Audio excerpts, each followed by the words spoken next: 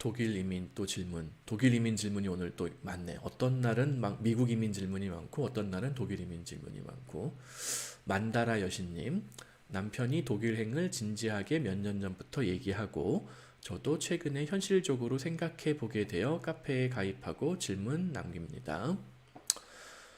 엄마인 저는 제쳐두고 남편과 아이들을 위해 독일로 가는 것이 고려해 볼 가치가 있는 것인지. 남편분은 80년생이시고 44세, 엄마는 41세. 남편분은 한양대학교 대학원 졸업, 전자 졸업하셨고 자동차 그룹 연구원. 그러면은 자동차 전장 관련된 연구 개발 하시는 분이잖아요. 이거는 독일로 당연히 가야죠. 당연히 가야 되고, 엄마는 상위권 대학인데 전공이 철학.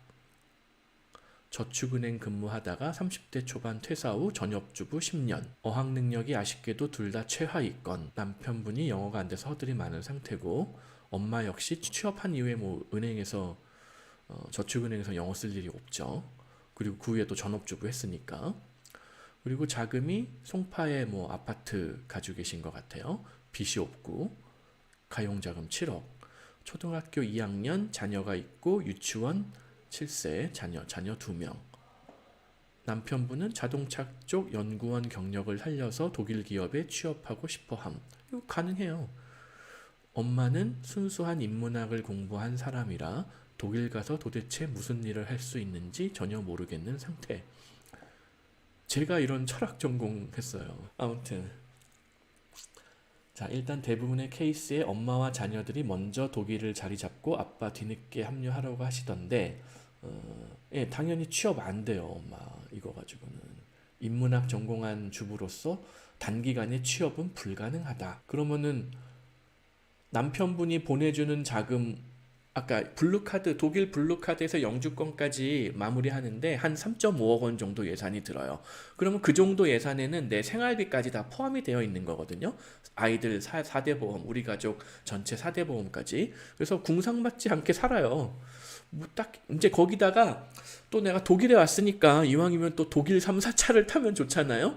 그거 중고차 가격 하나, 그거 한 4만 유로 정도면은 웬만한 거 아우디 정도 되면은 4만 유로면은 괜찮은 차, 인증 중고차 한 1, 2년 된 중고차 뭐 이런 거 얼마든지 할 수가 있고, 뭐 아우디보다는 그래도 BMW지. 뭐 BMW까지도 괜찮아요. 벤츠가 조금 더 비싸요.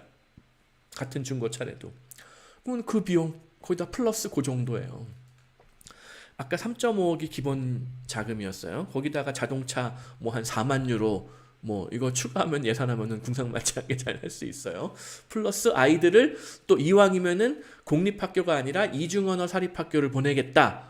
그러면은 또 1년에 한 만 유로, 1,000만 원, 1,000만 원에서 한 1,500만 원 정도 1년에 더 들어가요. 그래봐야 전체 예산에서 뭐 얼마 더 보태는 수준이잖아요. 그리고 생활비 이런 일반적인 물가는 이런 식생활 궁상맞지 않게 맛있는 거 맨날 고기 먹고 뭐 원하는 거 얼마든지 잘 먹으려면은 그렇게 생활비 많이 들지 않아요. 한국보다 오히려 적게 들어요. 그래서 남편분이 보내주는 자금, 지금 가용자금 7억 정도면은 충분히 여유가 있고 남는다. 충분히 가능해요.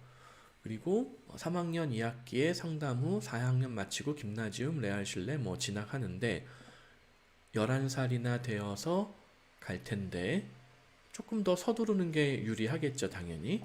그래서 만약에 11살에 독일에 처음에 들어오면은 거의 뭐 아마 레알실레나 하우프트슐레를 처음에 가야 될 거예요. 거기서 독일어 공부를 먼저 하고 독일어 공부를 한 다음에 한 1년 정도 후에 김나지움으로 갈아타는 방법이 가장 일반적이에요. 혹은 이중언어 사립학교를 가면은 그렇게 안 해도 될 수가 있죠. 근데 이중언어 사립학교를 안 보낸다고 하면은 말씀드린 대로 레알슐레, 하우프트슐레를 통해서 독일어를 일단 우선 정복을 하고, 아이들은 빨리 배워요. 아직 만 12세 이전이면은 좀 더 빨리 배우고, 물론 현재 9살이면은 훨씬 더 잘 배우고, 또 9살하고 11살하고는 또 달라요. 초등학교 저학년이냐 고학년이냐에 따라서 그 언어를 배우는 능력이 또 다르다. 그 마지노선이 만 12세인 거고 이왕이면은 초등학교 저학년, 더 좋을 때는 지금 둘째 이렇게 유치원 때 들어와서 독일어를 공부하든 프랑스어를 공부하든 영어를 공부하든 하면은 훨씬 잘 배울 수가 있어요. 그리고 이중언어 사립학교를 보내면은 그냥 이중언어 사립학교를 쭉 보내면은 IB 디플로마, 흔히 국제학교를 졸업하면은 받을 수 있는 고등학교 졸업장이 IB 디플로마라는 거예요. IB 디플로마 플러스 독일 김나지움을 졸업하면 받는 졸업장이 아비투어라는 거거든요. 그 두 가지를 다 따는 거예요. 그러니까 이중언어 사립학교를 가면은 공부를 더 빡세게 해야 되는 거예요. 영어로도 고등학교 졸업장을 따야 되고 독일어로도 독일 고등학교 졸업장을 따야 되는 거예요. 그러니까 그 두 가지를 다 가지고 있으니까는 뭐 이런저런 대학 진학을 할 때, 입시 지원을 할 때 좀 더 유리해지기도 해요. 아, 얘는 독일어도 잘하고 영어도 잘하니까. 그리고 유럽의 어떤 좀 이런 대학 과정들 중에는 영어하고 독일어를 다 해야지만 입학이 가능한 그런 신기한 과정들도 있어요. 그럴 때 더 유리한 거죠. 그러니까 의대도 제가 어디 블로그에 올려놓은 거 있는데 독일에 이제 사립의대가 있거든요. 뭐 학비가 좀 비싼 게 흠이긴 하지만 사립의대인데 영어하고 독일어를 다 해야지 입학이 가능해요. 그리고 거길 졸업하면은 영국 의사, 독일 의사 자격을 두 개를 다 취득할 수가 있어요. 그리고 나서 영어로 의사 공부를 했으니까 미국으로 USMLE 봐서 미국 의사 도전하는 것도 얼마든지 가능하죠. 영국 의사 자격증, 독일 의사 자격증 두 가지가 다 있는데 뭐 미국에서 레지던시 매칭이 안 될 이유가 없거든요. 제 생각에는 그런 방법이 있으니까 이중언어 사립학교를 보내는 것도 굉장히 좋은 선택이에요. 물론 그냥 일반 뭐 하우프트슐레, 레알슐레 거쳐서 독일 김나지움 보내고 뭐 그냥 아비투어만 취득해도 뭐 안 될 이유는 없고요. 왜냐면 김나지움만 제대로 졸업해도 영어를 원어민급까지는 아니지만 굉장히 영어를 최상급으로 해요. 독일 사람들 영어 다 잘하잖아요. 웬만하면은. 그러니까 물론 못하는 독일 사람도 있는데 자세히 보면은 못하는 독일 사람들은 이제 하우프트슐레 졸업하고 뭐 김나지움을 졸업하지 않은 사람인 거고 뭐 레알슐레 정도만 졸업을 해도 영어를 꽤 잘하는 편들이에요. 그리고 독일에서도 가정 환경이 좋고 전문직 대기업 부모들 이런 뭐 환경이 좋은 집안에서는 자녀를 김나지움으로 진학시킨다고 하는데 부의 대물림 환경 다른지 모르겠다 생각이 드는데 한국과 독일의 교육이 어떻게 다르다고 생각하는지 궁금합니다. 저희가 사는 동네도 학부모 대부분이 전문직이거나 대기업이고 학교열이 매우 높아 이런 한국의 전문직 대기업 부모들과 독일의 부모와 교육관 분위기가 어떤 차이점이 있는지 잘 몰라서요. 네. 이거 좀 냉정하게 말씀드리면은 자 보시죠. 남편분이 현대자동차 그룹 연구원이시잖아요. 근데 이제 송파의 아파트를 마침 잘 예전에 분양을 받으셨는지 뭐 어떻게 이거를 뭐 부모님한테 뭐 상속 증여를 받았는지 뭐 어떻게 했는지 하여튼 이게 송파 아파트가 잘 올라서 재테크를 잘 해서 이 자산이 모인 거지 현대자동차 그룹 연구원 월급으로 이 자금을 모으신 건 아니었을 거예요. 그리고 남편분이 영어만 된다. 만약에 독일에서 어렸을 때 초중고를 남편분이 다녀서 영어와 독일어를 원어민급으로 해요. 그러면 지금 현대자동차에 근무하겠어요? 아니면은 벤츠, BMW, 아우디에 근무하겠어요? 벤츠, 아우디, BMW뿐만 아니라 어쩌면은 뭐 미국 테슬라 이런 데 가서 근무할 수도 있죠. 특히나 이거 보세요. 자동차의 전장 부품 담당자일 거 아니에요. 어쩌면은 뭐 자율주행 이런 거 했으면은 어디 초기 스타트업에 만약에 남편분이 조인을 했잖아요. 전장 부품 관련된 뭐 테슬라 같은 비슷한 이런 초기 스타트업에 조인을 했었으면요.